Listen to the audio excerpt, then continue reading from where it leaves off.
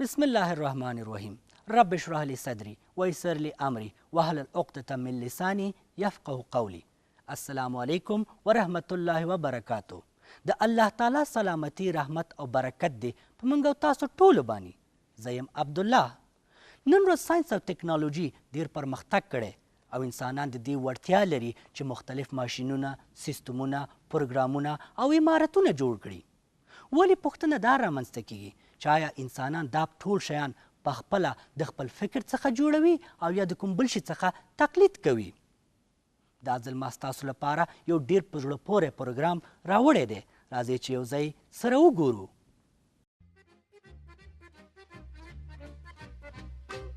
Quand le jazz est là, la Java s'en va.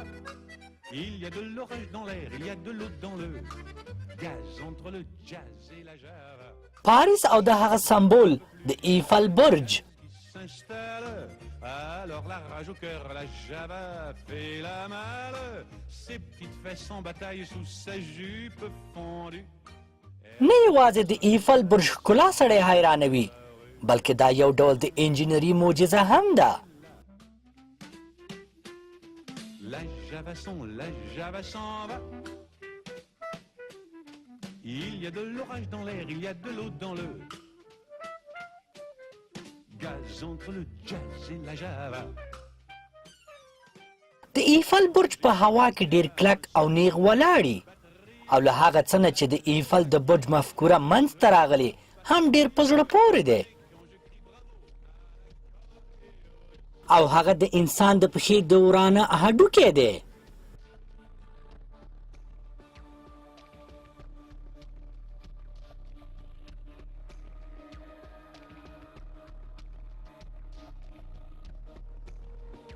د 1850 کال په لومړیو کې یو اناتومي پوه هومن وان میر کله چې د انسان د هډوکو جوړښت یا اسکلیت مطالعه کو نو یو ډیر په زړه پورې شي ته یې پام شو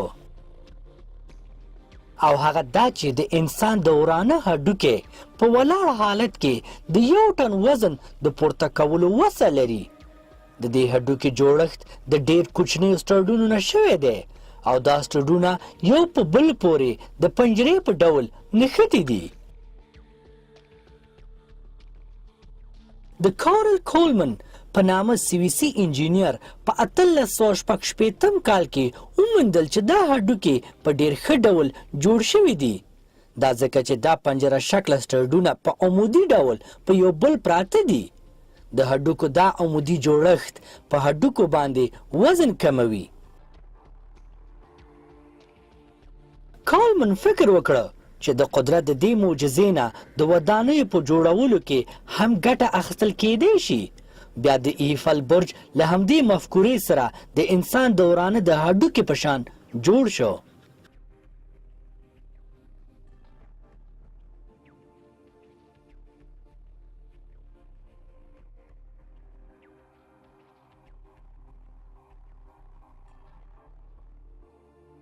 نو معلومه شوه چې د انسان د ورانه هډوکی د ټکنالوژي د پرمختګ سبب شو.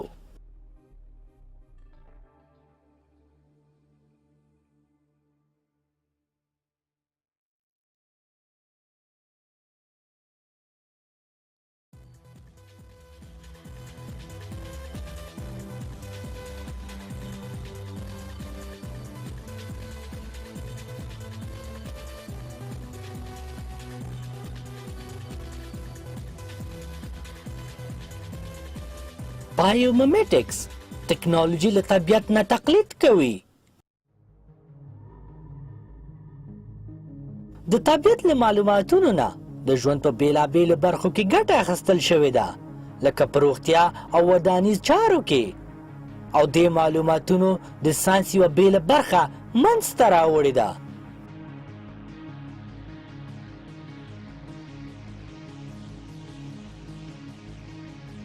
بایومیمیټکس د بایومیمیټکس د علم پوهان په دې هڅه کې دي چې د طبیعت د جوړښتونو په اړوند معلوماتونه ترلاسه کړي او وکولی شي د دې جوړښتونو په څیر خپله شیان جوړ کړي. ځکه چې د دې شیانو جوړښت په طبیعت کې په ډیره لوړه کچه شوی دی او د ټکنالوژي د پرمختګ سبب هم ګرځېدلی دي. دا طبیعت او دا ټول شیان چې په طبیعت کې او د طبیعت نه بهر موجود دي د الله تعالی په بې نهایته علم، بالغه حکمت او قدرت سره جوړ شوي دي. زه به تاسو ته په دې فلم کې د الله تعالی بې نهایته علم او قدرت د بایومیمیټکس د علم په وسیله در وښایم.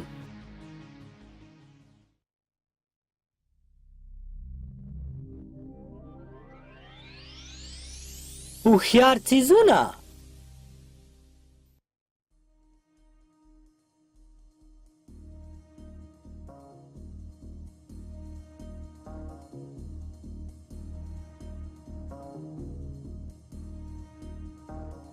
په طبیعت کې مختلف ډول شیان شته چې له مختلفو ارزښتونو لرونکي دي او په چوپتیا کې کار کوي. ډېر ښایسته او کلک جوړښتونه لري او که چیرې د دوی د بدن کومه برخه غوڅه شي نو د بدن نورې برخې هغه بیرته د لومړي ډول په شان روغوي. دا طبي شیان مختلف ډول مواد لري چې په تکنالوژي کې ترېنه ګټه اخیستل کیږي لکه پروسلین. پروسلین په مختلف ډول استعمالیږي. د مثال په توګه د ودانۍ چارو نه تر برېښنایي سامانونو پورې هره ورځ پروسلین استعمالیږي. د دې موادو جوړونه له 0 نه تر 1500 سانتیګریډ درجه د تودوخې ته اړتیا لري.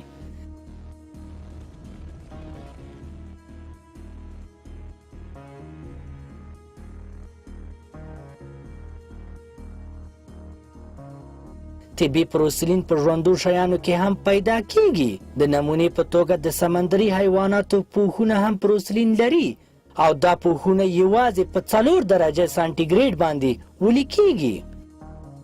یو ترکی ساينس پوه چې الهان اکسای نومیده د سمندري حیواناتو د پوښونو په اړه یې څېړنې وکړې او د دې څېړنو په دوران کې د دې پوښونو شکلونو د هغې پام ځان ته راواړوه او دې ته متوجه شو چې د آیلون حیوان پوښ ډېر په زړه پورې دی. دا پوښ د سیرمیک چې د نننۍ ټکنالوژي په واسطه جوړ شوی دی 2 برابره کلک دی.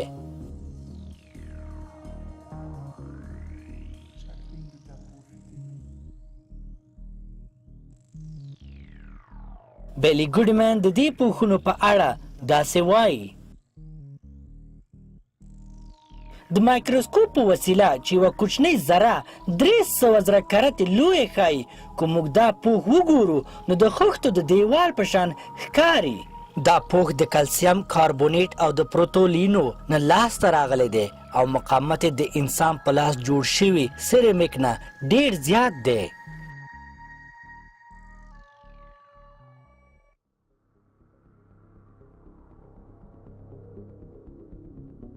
اکسای د دې سمندري حیواناتو د پوښونو تر اغېزې لاندې راغی او یو ډول کلک مواد د بون کاربیډ المونیم میټیریل په نامه جوړ کړل.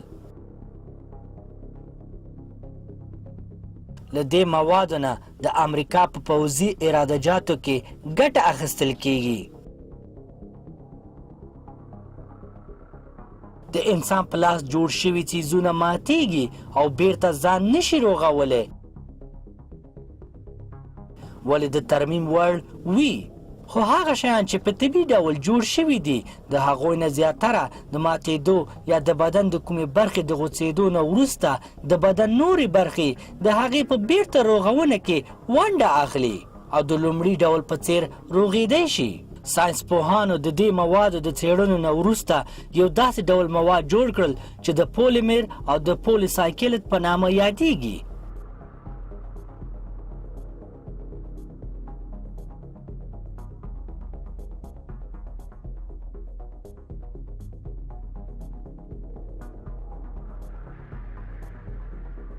په طبیعت کې شیان له مختلفو څیزونو نه جوړ شوي دي چې کمپوزیټ نومیږي.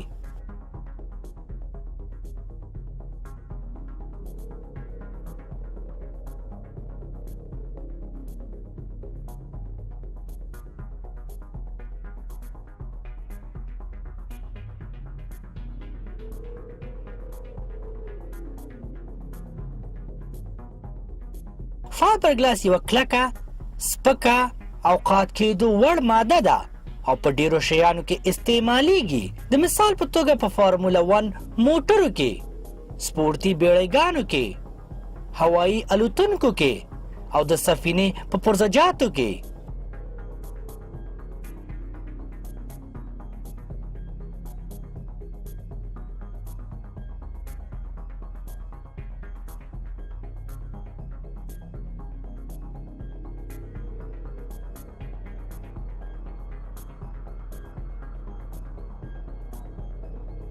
فایبر ګلاس په ژوندو شیانو کې له کومې ورځې څخه چې پیدا شوي دي وجود لري. د مثال په ډول د سمسرې په کلک پوستکي کې فایبر ګلاس شته او په دې خاطر دومره کلک وي.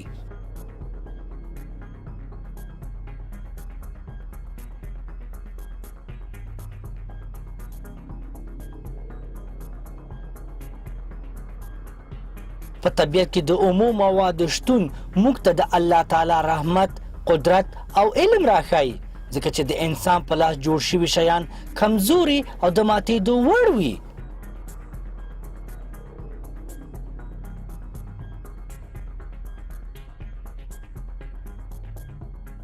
الله تعالی په قرآن کې فرمایي، سوره الجاثیات 45مه سوره 4م آیت، او په خپل ستاسو او د دې شیانو په پیدایښت کې نښې دي د هغه قوم لپاره چې یقین کوي.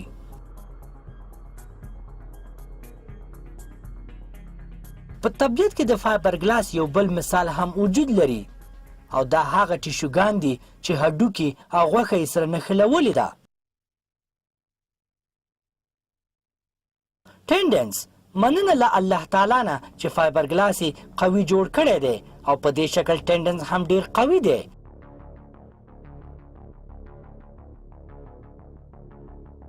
د ټینډنس جوړښت د ودانیو چارو د پرمختګ سبب هم شو. هغه اوسپنې چې د پلونو په جوړښت کې استعمالیږي د ټینډنس په څیر جوړې شوي دي.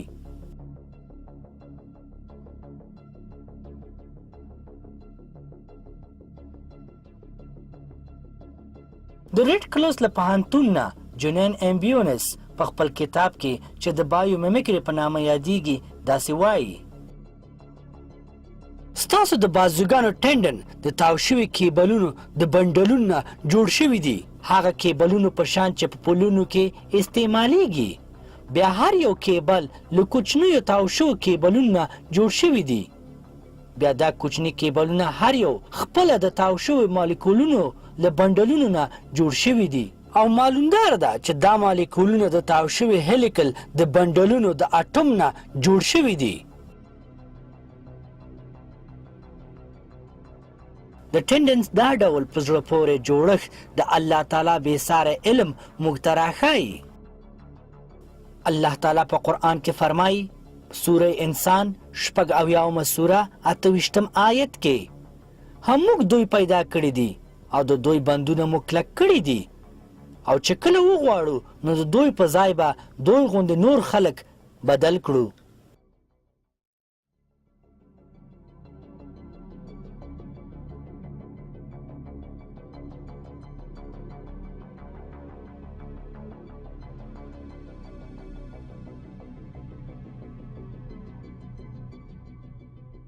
په طبیعت کې څو ډوله خزندې دي چې وریښم تولیدوي، ولی یوه خزنده ده چې د هغې وریښم د ټولو نورو خزندو د وریښمو څخه ښه او بهتره دی او هغه خزنده غڼه ده. د غڼې تار د 1 ملي نه هم نری دی او 15 ځلې د همدې اندازې اوسپنې څخه کلک دی او 4 کرتې د خپلې اندازې څخه ډیر کش کیږي. او که چیرې موږ دا تار د ټولې نړۍ څخه 3 ځلې راچاپیر هم کړو نو وزن به یې بیا هم یوازې 1 کیلو وي.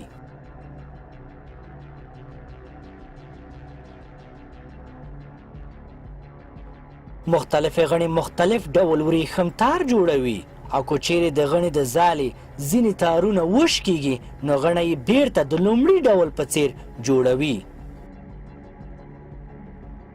د دایدو د ماتوس په نامه یوه غڼه کولی شي په خپله خېټه کې 7 ډوله وریښم تار جوړ کړي دا ځکه چې هغه په خپله خېټه کې یو ډول خاص مواد لري. د کیمیاوي موادو د تولید تر ټولو لویه کمپنۍ چې دوبانټ نومیږي د سلونو زرو ډالرو په لګښت د غڼې د تار په هکله یوه څېړنه سرته ورسوله او وښودل چې د غڼې تارونه په څه ډول جوړ شوي دي.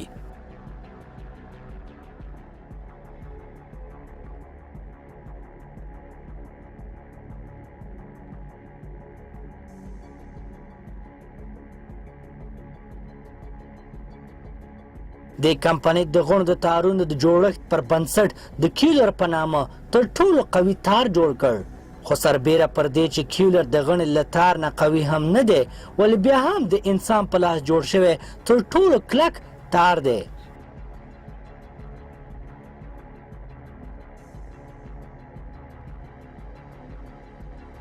د کیولر له تار څخه جوړه شوې پرده په مرمۍ باندې هم نه سوری کیږي، په دې حال چې د مرمۍ چټکتیا هم ډیره زیاته وي او هر شي چې مخې ته ورشي هغه سوری کوي. کیولر په هغه ځایونو کې استعمالیږي چیرې چې ډیر زیات مقاومت ته اړتیا وي، مثلا د مرمۍ ضد جاکټونو کې، په پوځي بیړیګانو کې د الوتکو د ودرولو لپاره، د مین پاکي بوټانو کې او د سفینو پرزجاتو کې.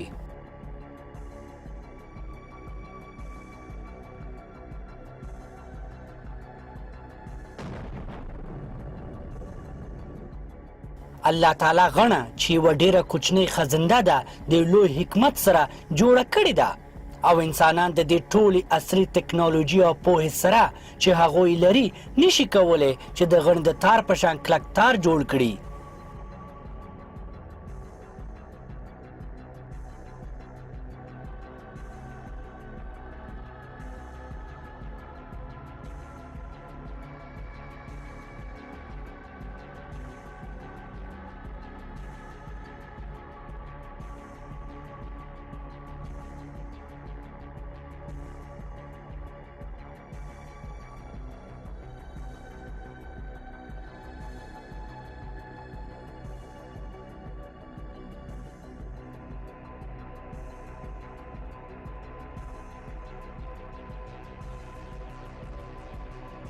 تقلید د نباتاتو له جوړښت نه.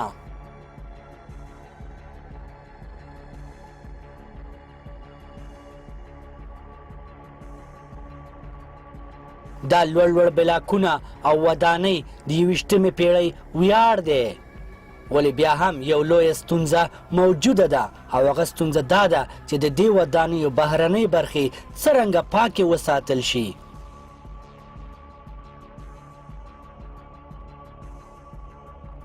او انجینران هم حیرانو چې څه وکړي.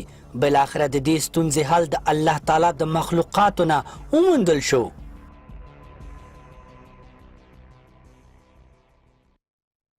او غټو غټو کمپنیانو له ټول ټکنالوژي سره ونه کړی شو چې دې ستونزې ته حل پیدا کړي.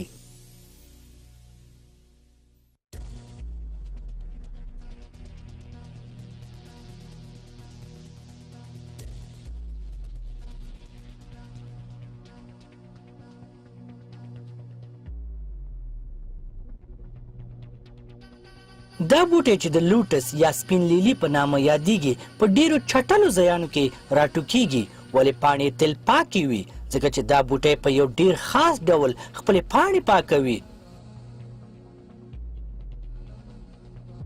او هغه داسې چې کله په دې بوټي باران کیږي نو هغه د باران څاڅکي د خپل پاڼو هماغه برخو ته مخامخ کوي چې چټلې وي.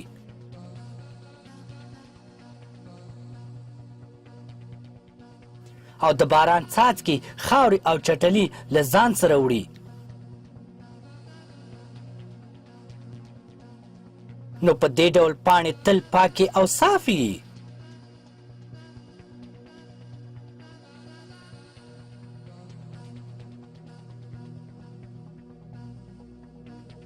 د دې بوټي په هکله له څېړنو نه وروسته د لوړو ودانیو د پاکولو ستونزه حل شوه.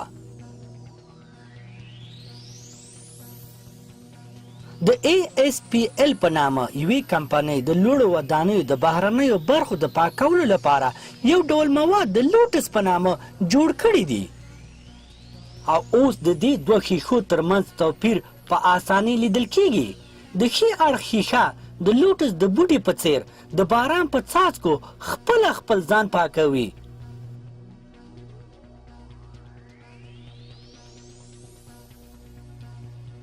موږ تاسو ولیده چې د یوې لویې ستونزې حل د یو بوټي څخه چې الله تعالی په خپل قدرت جوړ کړی دی لاسته راغی.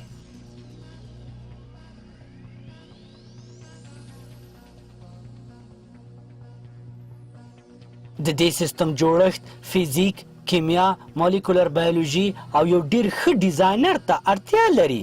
دا بوټی سترګې، غوږونه او عقل نه لري خو خپلې پاڼې په خپله پاکوي.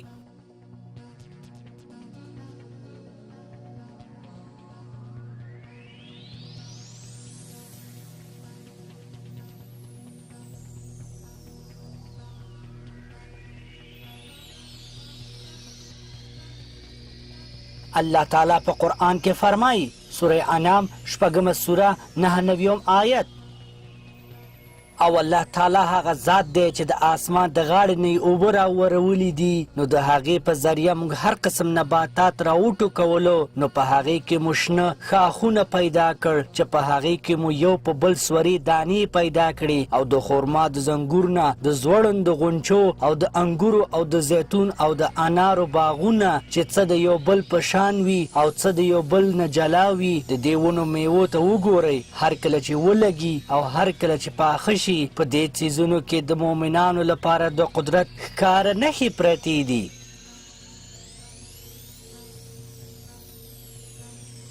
ساینس د حیواناتو نه څه یاد کړي دي؟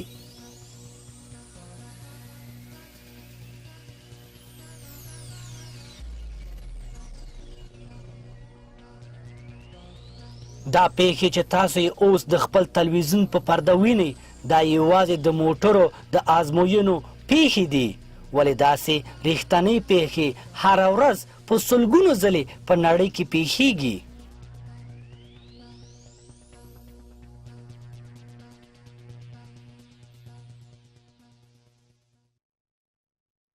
ساینسپوهان په همدې هلو ځلو کې وو چې نړۍ څرنګه د دې ډول حادثو نه خلاصه کړي د همیشه لپاره، ولې نه پوهېدل چې څرنګه.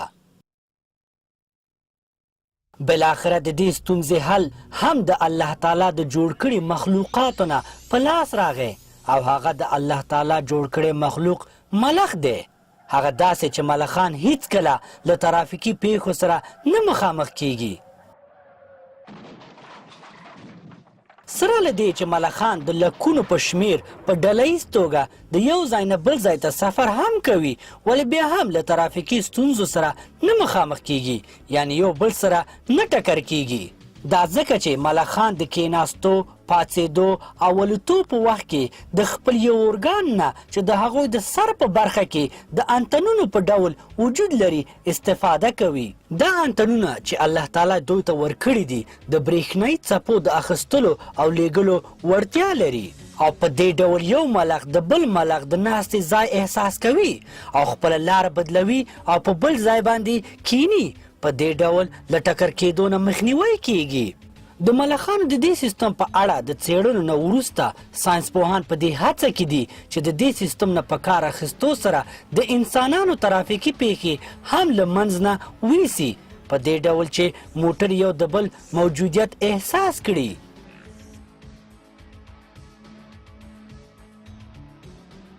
د ترانسپورت په ټکنالوژي کې الوتکه یو ډیر ښه پرمختګ دی، او دا هم ډیره اسانه شوې چې موږ په چټکۍ سره له یو ځای نه بل ځای ته سفر وکړو، ولې دا سخته ده چې دا سفر موږ په چوپتیا کې له جګو آوازونو نه پرته ترسره کړو.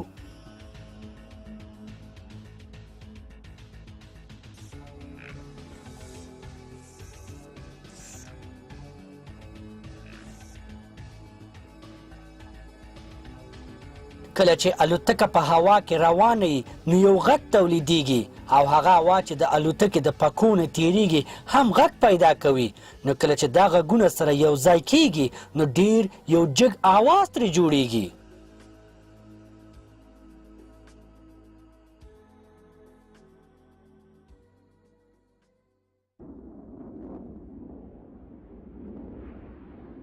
ساینسپوهان په دې هڅه کې دي چې څرنګه دا غږ بند کړي. د دې ستونزې د حل لپاره ساینسپوهان یو ځل بیا د الله تعالی مخلوقاتو ته رجوع وکړه او په هغوی څېړنې پیل کړې. دا مرغه د ګونګي یا ټپس په نامه یادیږي او دا د ټولې نړۍ بېغږه الوتونکی دی.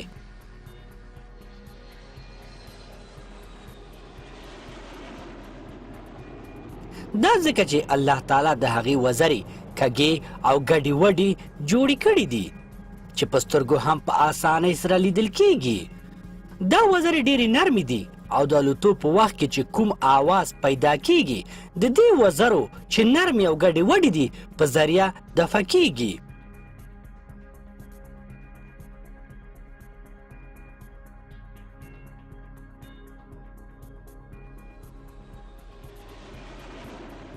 ساینسپوهان په دې هڅه کې دي چې د ګونګي د وزرو جوړښت په نظر کې ساتلو سره د الوتکو غږ هم راکم کړي.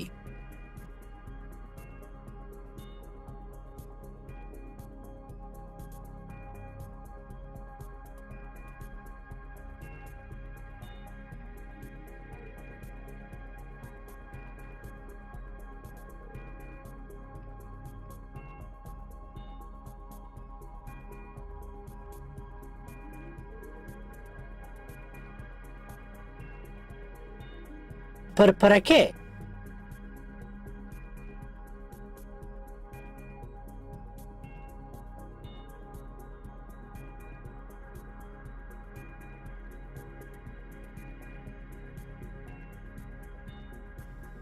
د پرپرکي وزرې د الله تعالی په خاص قدرت سره جوړې شوي دي. د پرپرکي په وجود کې داس هیڅ ډول کومه ماده وجود نه لري چې رنګ تولید کړي.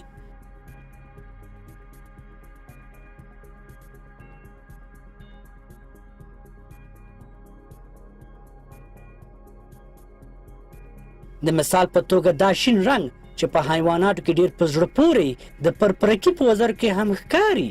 ولې د پرپرکي په وزرو کې داسې هیڅ ډول مواد وجود نه لري چې شین رنګ تولید کړی شي؟ ولې موږ او تاسې دا شین رنګ د پرپرکي په وزرو باندې وینو؟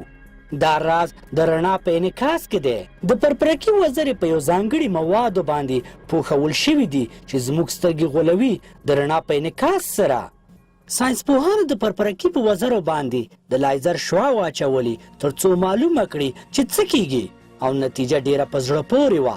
هغه داسې چې دا ثبوت شوه چې دا شنه رڼا هغه وخت پیدا کیږي چې شعاوې د پرپرکي د وزرو له پوښ سره تماس وکړي او بیا بیرته انعکاس وکړي. د پرپرکي د وزرو دا خاصیت د صابون له زګ یا پوکڼۍ سره یو شان دی. د صابون دا پوکڼۍ هیڅ ډول رنګ نه لري، ولی کله چې رڼا ور باندې پریوزي نو څو رنګه پکې ښکاري او دا رنګونه د لمر د وړانګو د انعکاس په سبب رامنځته کیږي. کله چې د لمر وړانګې په دې پوښ باندې لګیږي نو د لمر ورنګه سره ګډیږي. یو شمېر رنګونه یې ډیر تیز ښکاري او ځینې ډیر کمزوري کیږي. دا ښکلی تصویر د پورتني عمل نتیجه ده.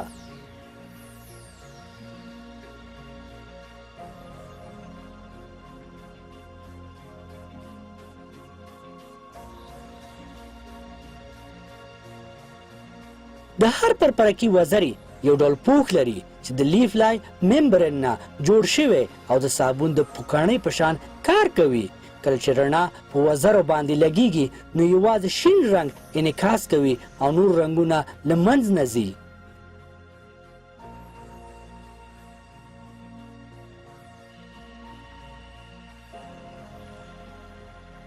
نننیو ساینسپوهانو د پرپرکي له دې سیستم نه ګټه واخیستله او دا موټرې په داسې رنګ او موادو پوښ کړی دی چې د لمر رڼا کنټرولوي.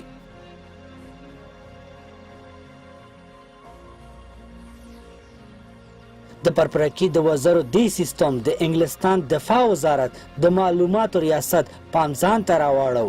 هغوی فکر کوي چې دا سیستم دفاعي برخه کې یوه نوې لاره به پرانیزي.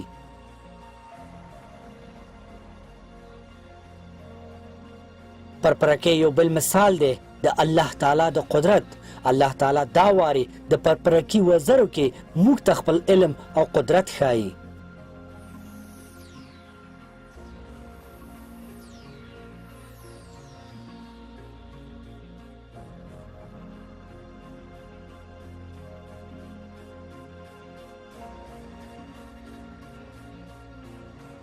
الله تعالی په قرآن کې فرمایي سوره الحشر 9:50 سوره 24 آیت هم الله تعالی پیدا کوونکی درست جوړونکی صورت جوړونکی دی د هغه ښکلي نومونه دي په آسمانونو او په ځمکه کې هر څه د هغه پاکي بیانوي او هغه زبردست او د حکمت خاوند دی. زموږ د بدن غړي له ټکنالوژي څخه پرمختللي دي.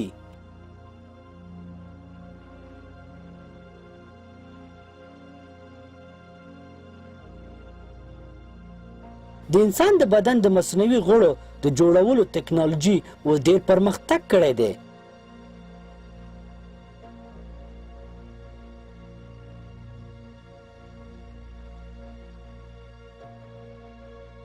او له دې مصنوعي غړو نه یو مصنوعي زړه دی چې اوسني عصري ټکنالوژي جوړ کړی دی. دا د انسان په لاس جوړ شوی زړه دوه برخې لري او دا یوازینی شی دی چې د اصلي او د دې زړه ترمنځ یو شان دی. ساینس پوهان یو ماشین دې دوه برخو کې ځای په ځای کړی دی چې د زړه داخلي دیوالونه ټیله کوي.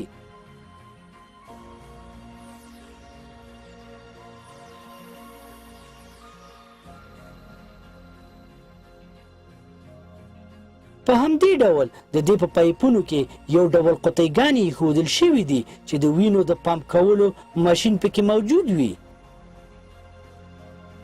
ولی په اصلي زړه کې د وینې د پمپ کولو دنده خپله زړه ترسره کوي او دا ډېر اهمیت لري.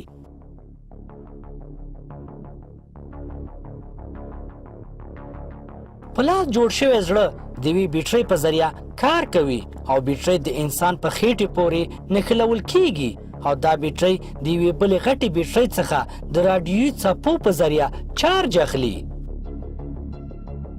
ولی اصلي زړه د وینې د پمپ کېدو نه ژوندی وي او کولی شي چې په کلونو بې له ترمیمه کار وکړي.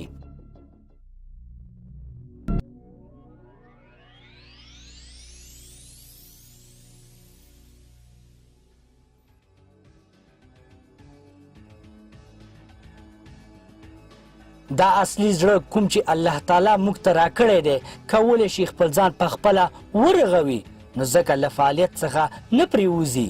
څنګه چې موږ او تاسې ټول پوهیږو زړه د وجود یو ډېر ځانګړی غړی دی. د امریکا له ډوک پوهنتون نه انجینیر سټون هوګ داسې وایي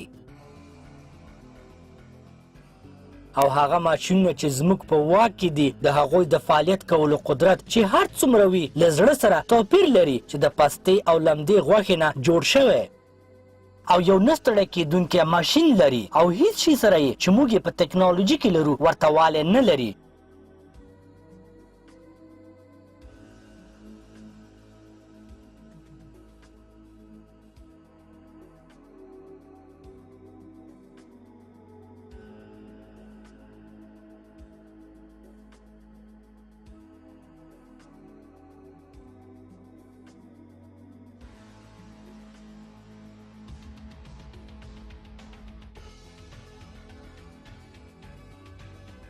پس ډاون او د هغه په شان خلک غلطي نه کوي چې وایي چې دا زړه او نورې ټولې برخې د وجود تصادفاً پیدا شوي دي.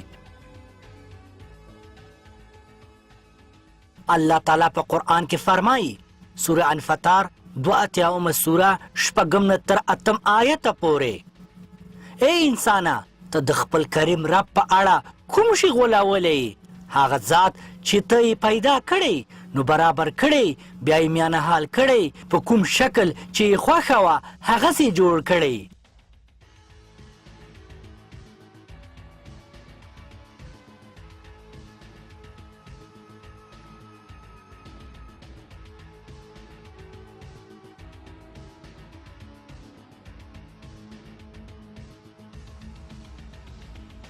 وایرسونه کمپیوټر ته لویه خطره وي. دا وایرسونه لومړی کمپیوټر ته ننوځي، بیا د ځانه نور وایرسونه تولید کوي او د کمپیوټر کرښو او ډیټا ته تاوان رسوي.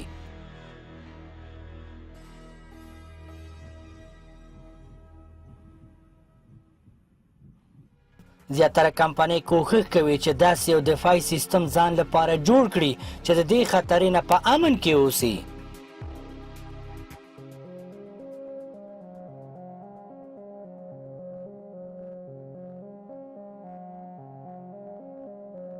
د IBM په کمپنۍ کې د څېړنې په څانګه کې د کمپیوټر د سکن کولو ډیپارټمنټ په لابراتوار کې د انسان د دفاعي سیستم نه په استفاده سره د کمپیوټرونو لپاره یو دفاعي سیستم د جوړولو کوښښ کوي.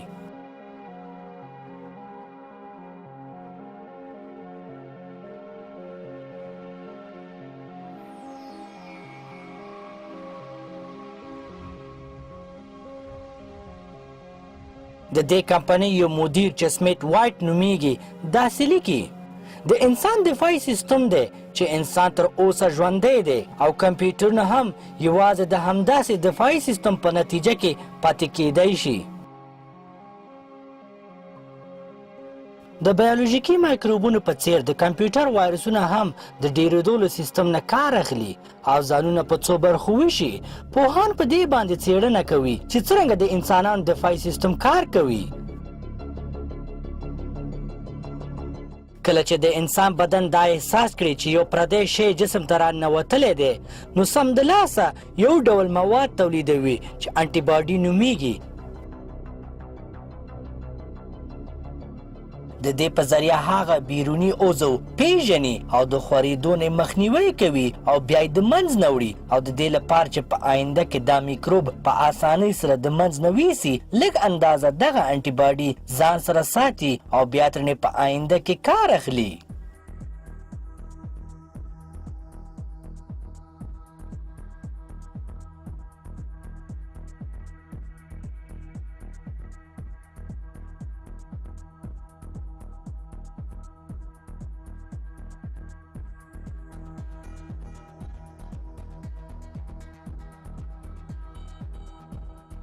په دې ډول هغه کمپیوټرونه چې د وایرس د سکن کولو سیستم لري، کله چې وایرس کمپیوټر ته ننوځي نو دا سیستم اول هغه کس ته چې کمپیوټر استعمالوي خبر ورکوي او بیا وایرس له منځ نه وړي.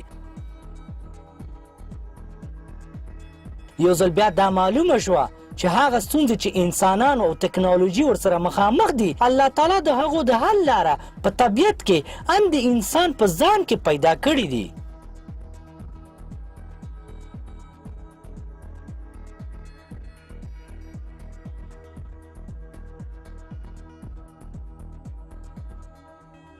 الله تعالی طبیعت او انسانان پیدا کړي دي او هغه ډیر ستر عالم او دانا دی.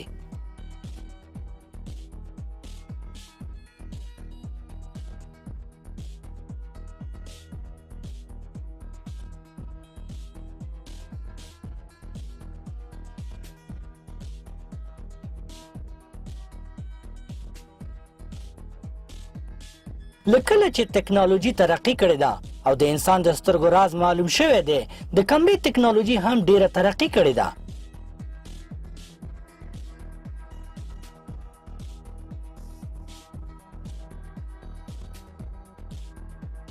ولې د دې ټولې ترقۍ سره سره موږ نشو کولی چې کمرې د سترګو سره پرتله کړو.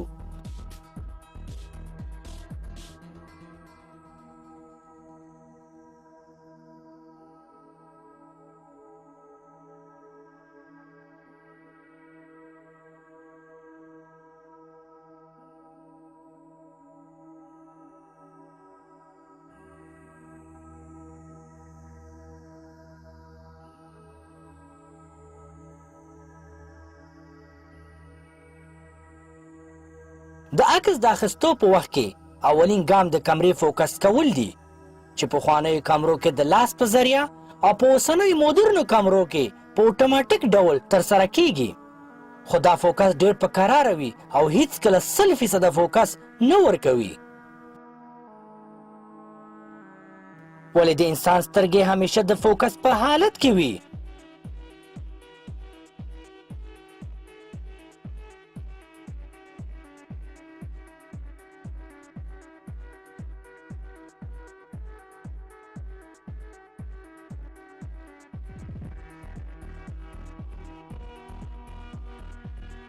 او یو شی په صاف ډول لیدو لپاره هغې ته یو ځلې کتل کفایت کوي او نور کار ماغزه او سترګې کوي.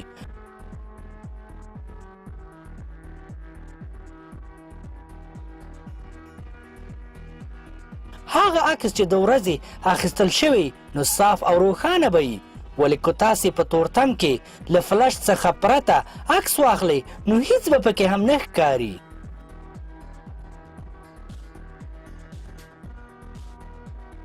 ولې موږ او تاسې کولی شو په تورتم کې هم خپل خواوشا په اسانۍ سره ووینو. دا ځکه چې زموږ او ستاسې سترګې له رڼا سره ځان عیاروي او دا کار د سترګو د پیوپل سره نږدې مسلونه ترسره کوي. دا مسلونه په تورتم کې ځان لوی کوي تر څو پیوپل هم بیرته شي او ډېر رڼا سترګې ته ننوځي، ولې په رڼا کې برعکس پیوپل ځان وړوکی کوي تر څو لږه رڼا داخل ته ننوځي.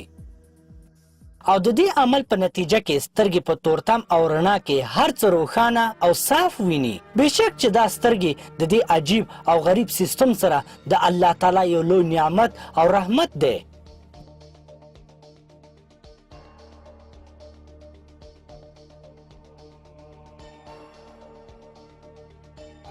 الله تعالی موږ دې ته په قرآن کې متوجه کوي او نصیحت کوي چې موږ باید د دې شیانو په اړوند فکر او غور وکړو او بیا باید د الله تعالی نه شکر ادا کړو.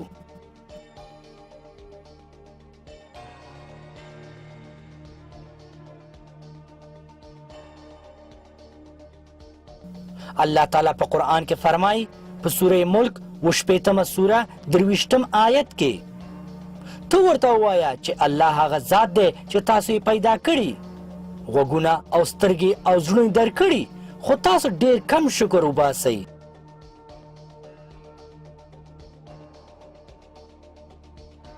ریبوټونه له ژوندو شیانو نه نقل شوي دي.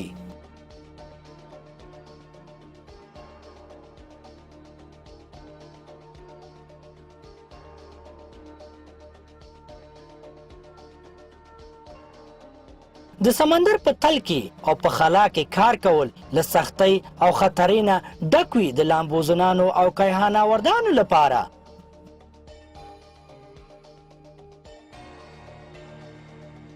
نو ځکه ساینسپوهان په دې هڅه کې دي چې ریبوټونه جوړ کړي تر څو په داسې سختو ځایانو کې د انسانانو په ځای کار وکړي.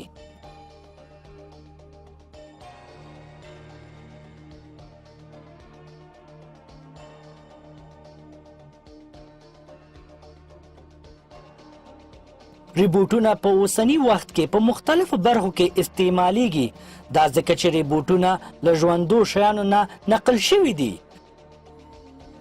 ساینسپوهان فکر کوي چې دا به ډیره ښه وي چې ریبوټونه د ژوندو شیانو په څیر جوړ شي. نو ځکه یې داسې ریبوټونه جوړ کړي دي چې لړمانو او میږیانو ته ورته دي تر څو په دښتو کې ترې کار واخلي، او د کبانو په څیر یې جوړ کړي دي تر څو په سمندرونو کې کار وکړي. او دا ریبوټونه تر نورو ټولو ریبوټونو ډیر بریالي دي.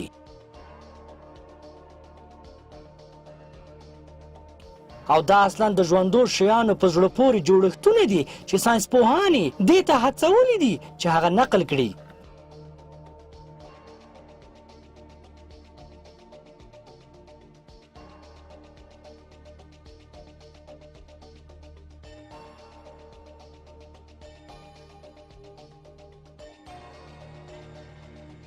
انټرپورټ ډېر ښه حرکت کوونکي دي په نړۍ کې، او هغوی ډېر په چټکتیا سره حرکت کوي.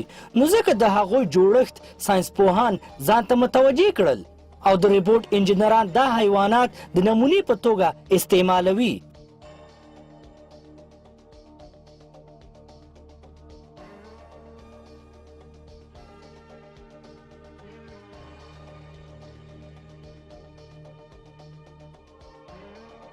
دا ریبوټ آریو نومیږي، او هغه انجینر چې دا یې جوړ کړی دی اډ ویلیم نوم لري. آریو لومړنی ریبوټ شریکو پښو سره دی.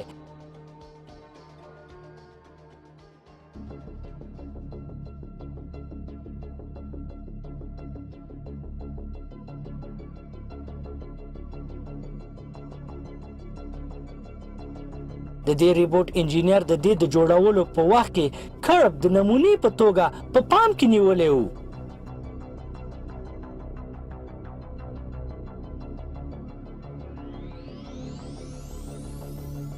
او هیله کیږي چې دا ریبوټونه د ساینسپوهانو سره په مشکلو ځایانو کې مرسته وکړي.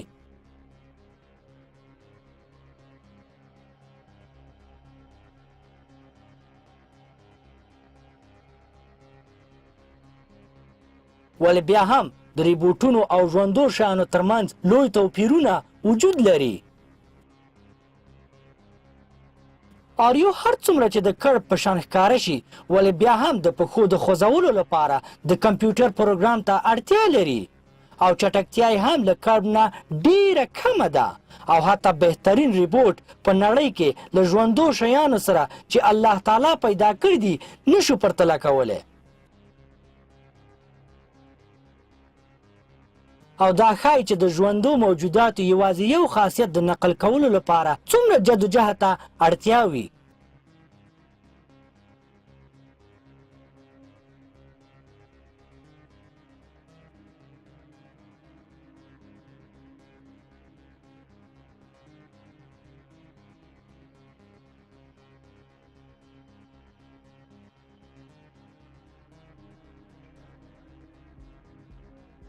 ولې ایولیوشن تیوري وایي چې دا ټول ژوندي شیان پرته له کوم پلانه جوړ شوي دي. په دې حال چې څومره موږ د طبیعت په اړوند علم حاصل کړو هغومره د الله تعالی ذات علم او قدرت موږ انسانانو لپاره ثبوت کیږي.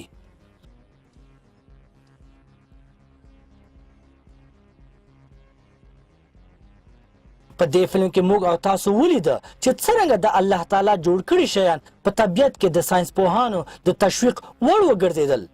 ولې بیا هم ساینسپوهان په دې بریالي شوي نه دي چې د الله تعالی د مخلوقاتو په څیر هماغه شان شیان جوړ کړي. او دا خپله د الله تعالی بېشانه علم او قدرت ښایي. بله خبره دا چې پروردګار عالم دا ټول شیان بې له کومې مخکنۍ نمونې جوړ کړي دي. د الله تعالی د 9 نوي نومونو نه یو نوم العبادي دی او د العبادي معنا ده بې له کوم نمونې جوړونکی.